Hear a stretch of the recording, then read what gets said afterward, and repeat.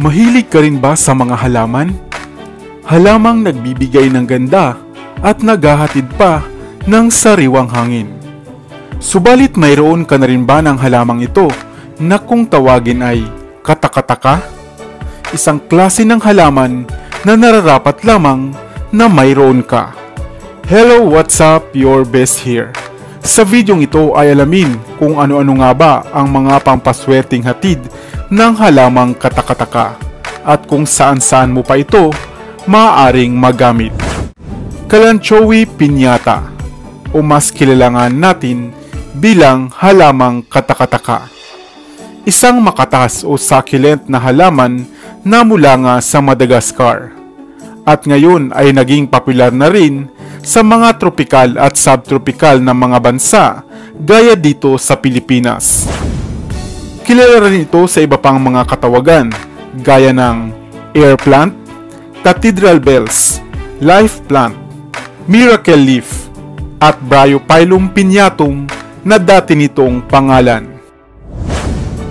Ang kalanchoe ay mayroong 39 na klase na maaari mo ngang pagpilian, kagaya ng panda plant, donkey's ears, Christmas tree plant, red pancakes, at ang kilala natin na mother of thousands at cathedral bells o katakataka. Sadyang ang katakataka ang halamang ito dahil may kakayahan itong magsibol ng bagong suwi o bulbis sa mga dahon nito. Kahit pa nga putulin mo ang dahon nito at ilagay mo sa pagitan ng libro, ay nagugat ito at tutubo pa rin. Kagaya ng ibang succulent na halaman tulad ng jade plants, napakainam rin na mag-alaga ka ng halamang ito sa bahay dahil malamig ito at malakas maghatak ng swerte o pera. Maaari ka rin namang kumuha ng isang dahon nito at isama ito sa iyong mga pampaswerte na inilalagay sa ilalim ng kaha. At higit sa lahat, mayroon itong mga benepisyong daladala na lubharing katakataka at nakamamangha. Una, ito ay mainam na gamit bilang lunas sa mga kagat ng insekto, galos, sugat o paso sa balat. Ang anti-inflammatory at antibacterial nitong properties ay makatutulong upang mas mapadaling gumaling ang sugat at dahil malamig din ito sa balat ay mas mababawasan ang nadaramang kirot. Papaano nga ba ito gagawin? Kumuha ka lamang ng dahon ng katakataka.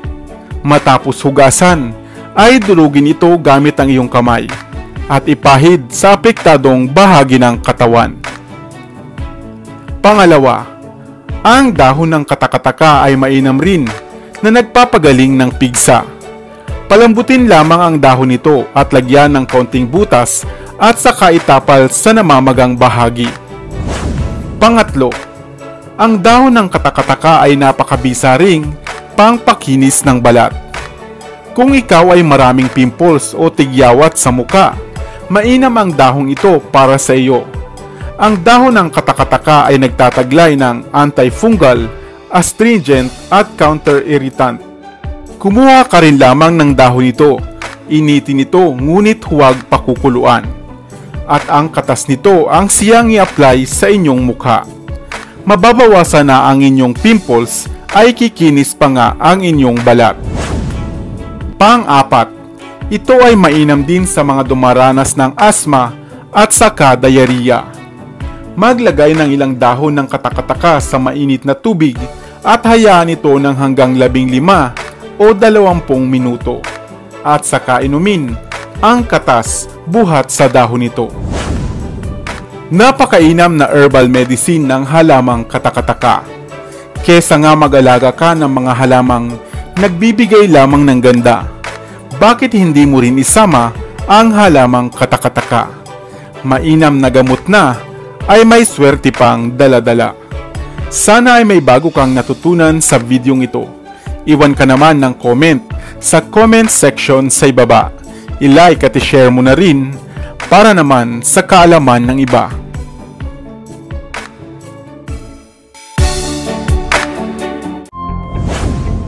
Madalas ka bang makakita ng damong ito? Ang damo na kung tawagin ay mangkit.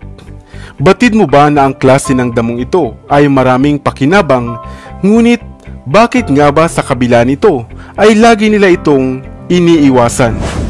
Hello, what's up? Your best here.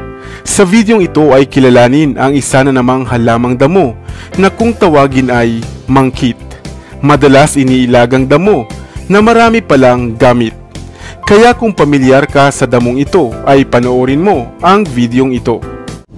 Ang dalupang, kulutan o mangkit ay isang uri ng damo sa parang at madalas makikitang tumutubo sa mga gilid ng kalsada sa mga probinsya o sa mga bakanteng lote.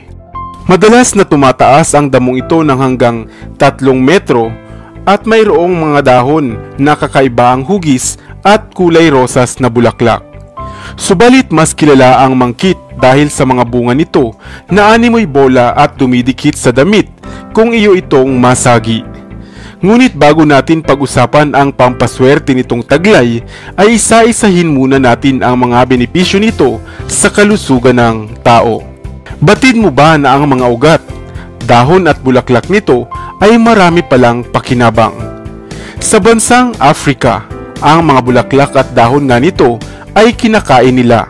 Dito naman sa atin sa Pilipinas, ang ugat nito ay atin ngang pinakukuluan at ginagamit na lunas sa mga sakit at kati-kati sa balat.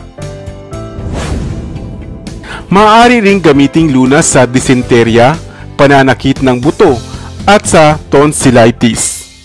Itinatapal rin sa sikmura ang dinurog at pinais na sariwang dahon ng mangkit.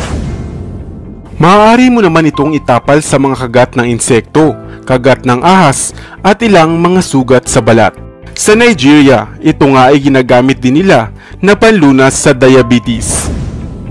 Subalit maliban sa mga benepisyong ito ay isa ring pampaswerte ang halamang damong mangkit.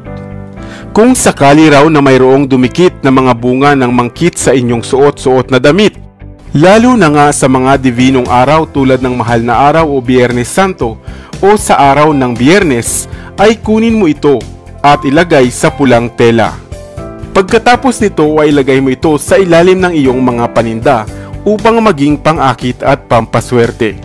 Sa tulong ng pampaswerteng ito ay madali mong mapapaubos ang iyong mga paninda tulad ng mga prutas at mga gulay. Subalit lagi pa rin po nating tatandaan na ang lahat ng mga pampaswerteng ito ay gawin lamang nating gabay at huwag pa rin nating kalimutang tumawag sa may kapal.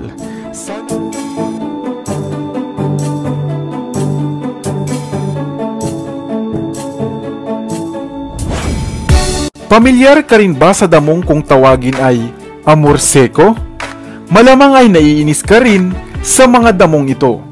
Subalit batid mo ba na napakahusay pala ng damong ito hindi lamang para sa ating kalusugan, ay isa rin pala itong mabisang pampaswerte sa pag-ibig man o sa pagninegosyo. Hello, what's up? Your best here.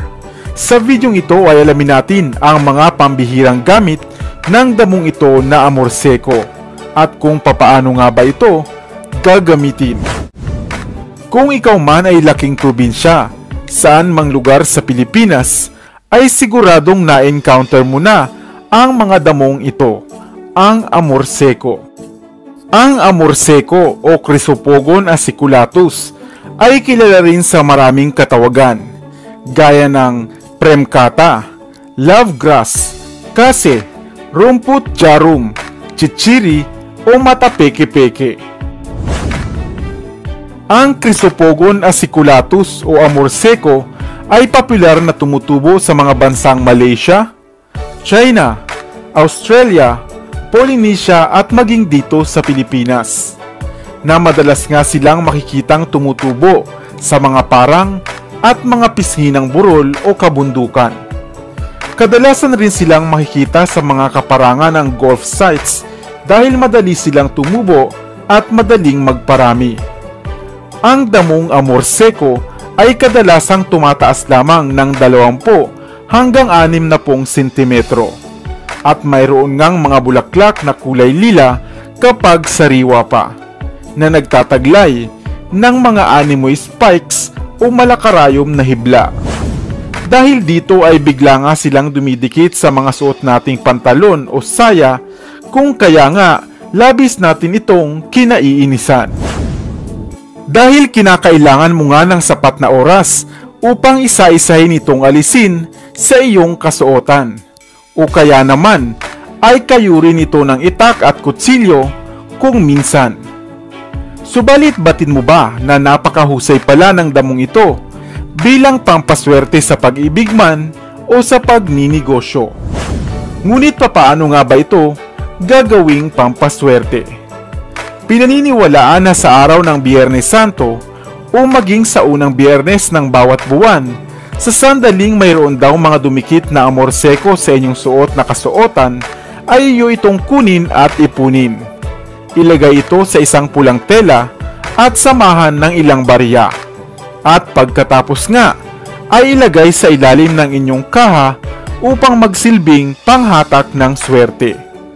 Pinaniniwalaan na sa oras na gawin mo ito, ang sinumang mapadaan sa tindahan mo ay tiyak na mapapabili o mapapatambay. Subalit kung nais mo naman itong gamiting panghalina sa paghahanap mo ng love life o kapareha, ay maglagay ka naman ng ilang piraso nito sa bote ng ginagamit mong pabango upang magsilbi itong panghalina sa mga makakaamoy nito. Subalit maliban sa mga pampaswerteng hatid nito, ay mabisa rin ito sa mga karamdaman at maituturing ang isang herbal plant. Ang pinakulong ugat ng amor seko ay maaaring maging lunas sa mga dumaranas ng diarrhea. At sa ibang bansa nga, alam mo ba na ito ay pinapainom nila sa mga taong nakainom o nakakain ng lason o ginagamit bilang poison antidote. Mainam din itong remedyo sa mga dumaranas ng sakit sa atay. Sa bansang Bangladesh, ang pinais o ininit na mga dahon ng amor seko ay itinatapal naman nila sa bahagi ng katawan na naparalisa. Sa India naman, ang ugat nito na dinurog kasama ng 5 piraso ng pamintang buo ay kinakain nila tuwing umaga habang wala pang laman ng sikmura upang malunasan ang mga stomach pain. Ayon sa pag-aaral ng mga herbal plants, ang amor seko ay isang mabisang antibacterial, anti-inflammatory, anti-cancer, at anti-arthritic potential. Kung kaya naman, lubhangang kapaki-pakinabang ang damong ito na labis nating kinaiinisan. Sa inyong lugar, ano naman ang tawag ng amor seko? Nais mo rin ba itong gawing pampaswerte o bilang halamang gamot? Sana ay may bago kang natutunan sa videong ito. Iwan ka naman ng comment sa comment section sa ibaba. I-like at i-share mo na rin para naman sa kaalaman ng iba.